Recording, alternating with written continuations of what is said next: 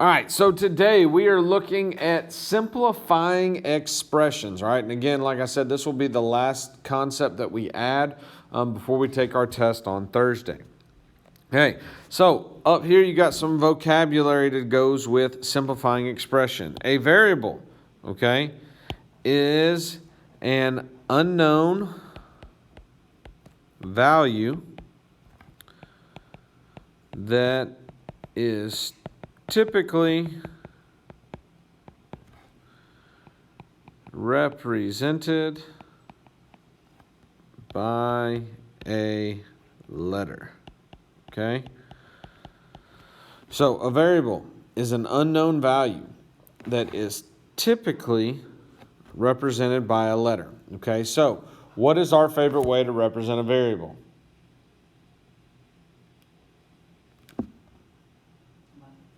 A letter. Yeah, what letter do we typically use? X. There we go. Thank you. Yeah. So it's an X. It is a, it could be a Z, it could be a T, it could be a S, it could be a Q and R. Y'all get it, like an A, a B, or a C. Those are all variables. All right. Now, the next one is a coefficient. A coefficient is, anybody? It's a number in front of a variable. Okay? A coefficient is the number in front of a variable. So if I gave you this example over here of 3x, okay? The 3 would be your coefficient, and the x would be your variable. Okay? So, those are two things, okay? Now, like terms, okay? Like terms are, we'll go with they are,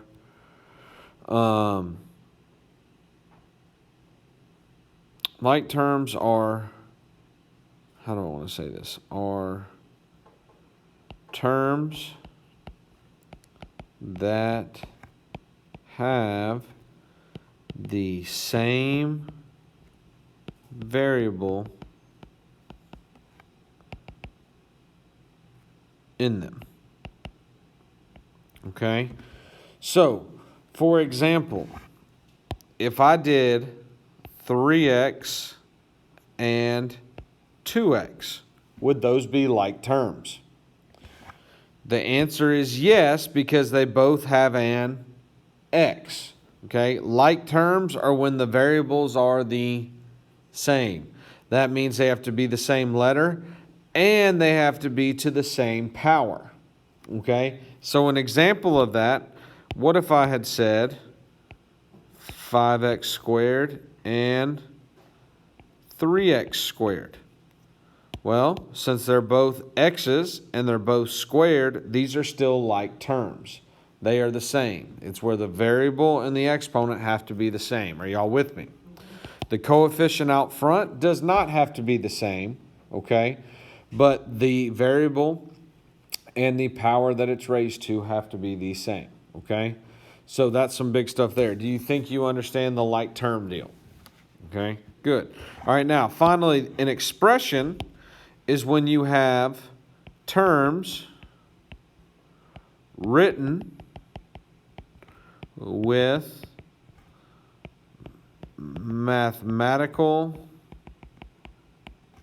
operations. Okay? Now, when I say operations, what do I mean? I mean addition, subtraction, multiplication, and division. Okay? That is what an expression is. Now, an expression does not have an equal sign. Okay? So the big thing here is there's no equal sign, but it's written where you could have, hey, 5 plus 4x, or 6x squared plus 3x plus 2.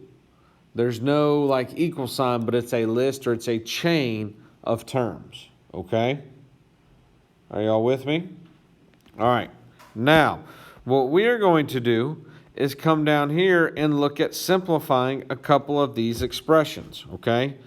So when I look at this, there are a couple of these that I want to work out with you.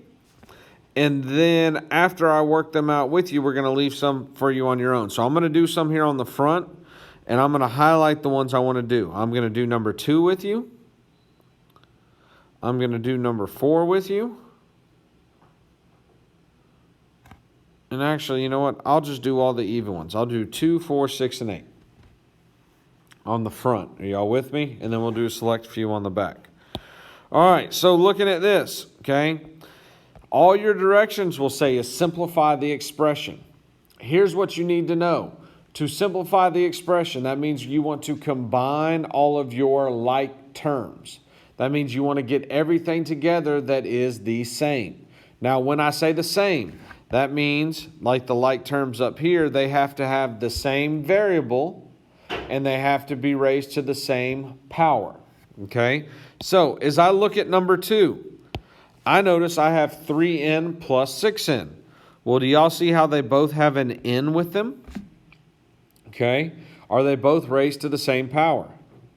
Well, yeah, there's no power there, so it's just a 1, right? Since those are the same, when you combine like terms, all you do is the operation to the numbers out in front. Well, what is it telling me to do here? Add. So I'm going to go 3 plus 6, which is 9, and you just bring your variable along. So it's just 9n. Okay? Are y'all with me? Good? Okay. Let's take a look at an example that steps it up a little bit. Let's look at number 4. Here you have x plus 4 times, in parentheses, negative 5 plus 3x. Well, guess what? We need to simplify. When we simplified just integers, we followed something called PEMDAS, right?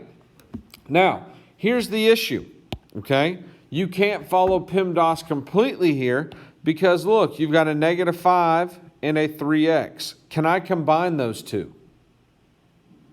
No, you cannot. Here's the reason why. Does that negative 5 have an x? No. Does that 3 have an x? Those are not like terms. To be like terms, they've got to have the same variable to the same power. Well, those two don't have it. However, we see something else that we could do here, right? What do we typically want to do when we have something being multiplied by a parentheses? What is that property called? Starts with a D, ends in a distributive. The distributive property. So what you really want to do here is take that 4 and multiply it by everything inside the parentheses. Are y'all with me? Okay, now I'm going to work this out. I didn't do anything with the x out in front, so I'm going to rewrite it. Then I'm going to add. Well, 4 times negative 5 is negative 20. And then 4 times 3x. Okay? Well, when you multiply, you do the number times the number. What is 4 times 3? 12. And then you've got to bring that x along. It doesn't just go away. You have got to tell me and talk to me. Does anybody have any questions on this? Are you feeling okay? Good? All right. So now at this point, do you see how we have an expression with just addition in here? At this point, we need to go through and try and combine our like terms. Now, sometimes your like terms are separated. So I typically like to, underline terms that would go together. So do you see how I have an x and I have a 12x? Do both of those have a variable of just x? So guess what we can do? We can combine them. Now, the only trick here is you see how it's just an x? What is the coefficient that's out in front of it? 1. That is correct. So as we combine these, 1x plus 12x becomes 13x. Now, what is left over that needs to come down here? Plus a negative 20. Well, once we get to this point, can we simplify it anymore? No, because the negative 20 doesn't have anything and neither does the 13x. So this would be your final answer. Now, can I show you something that won't blow your mind? You can write this a different way. Okay? What is the same thing as adding a negative number? Just subtracting it. So you could write it as 13x plus a negative 20, or you could write it as 13x minus 20. I wanted to show you both of those because it'll show up both ways. Are y'all with me? All right. Now, looking at this next one, okay? What is happening on number 6? There's not one thing to distribute, but there are two things. So let's take it a step at a time. I'm going to distribute this 5 to everything in the first parentheses. Okay? Well, 5 times 3x is 15x. 5 times a negative 6 is negative 30. Then, what do I have to do with the second one? Distribute the... Oh, what kind of 2 is it? A negative 2. You got to distribute the whole thing. So as I do that, negative 2 times x becomes negative 2x. Negative 2 times 4 becomes negative 4. Always make sure when it is minus, okay, and then a distributive thing. You see how that's like minus 2 times x plus 2. You always want to distribute the negative number with it. Okay? Always want to do that. Now we got to go through and combine like terms. Okay? Well, the first set of like terms that I see is anything with an x. Well, I have 15x and a negative 2x. What do I get when I combine those? Well, 15 minus 2 is 13. Good. I heard somebody muttering it, but I want y'all to speak with confidence. Now, the other thing to notice is, what is special about our other two terms? They are both negative, so that is something. But are they also like terms? Yes, they are. You can still be like terms if there is no variable. So right here, they have no variable and no exponent, so we just need to combine them like we would do if we were adding or subtracting. Well, two negatives, okay, means you need to put those together. So 30 and 4 make 34. But since they're both negative, it's minus a 34. Or you could have said plus a negative 34. Questions?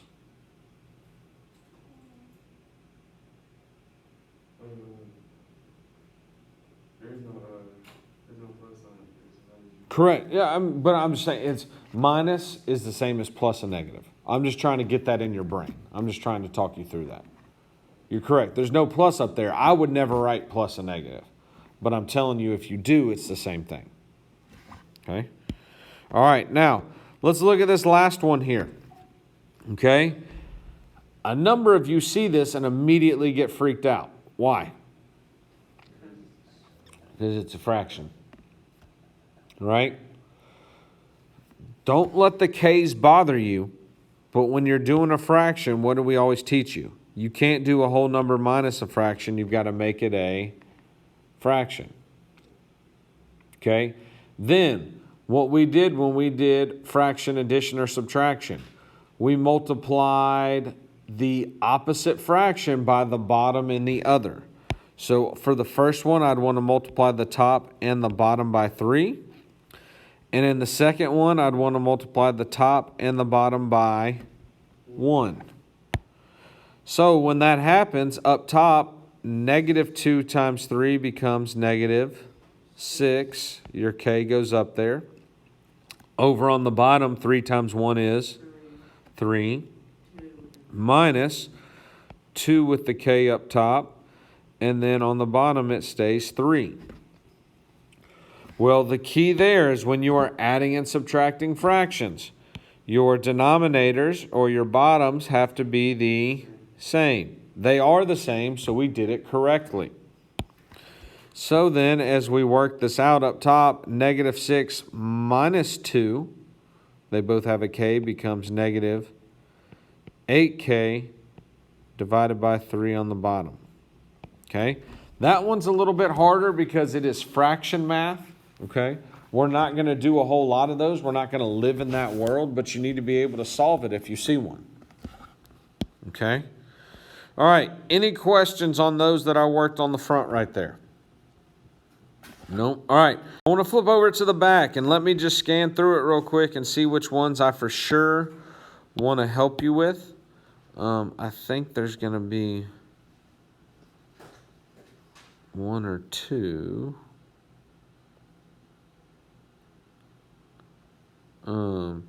Let me go ahead and do this. Don't worry about number 17. You can take 17 off.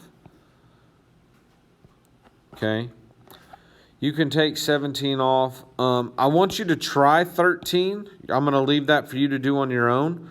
But I am going to mark it right here in blue because that one is a little bit challenging.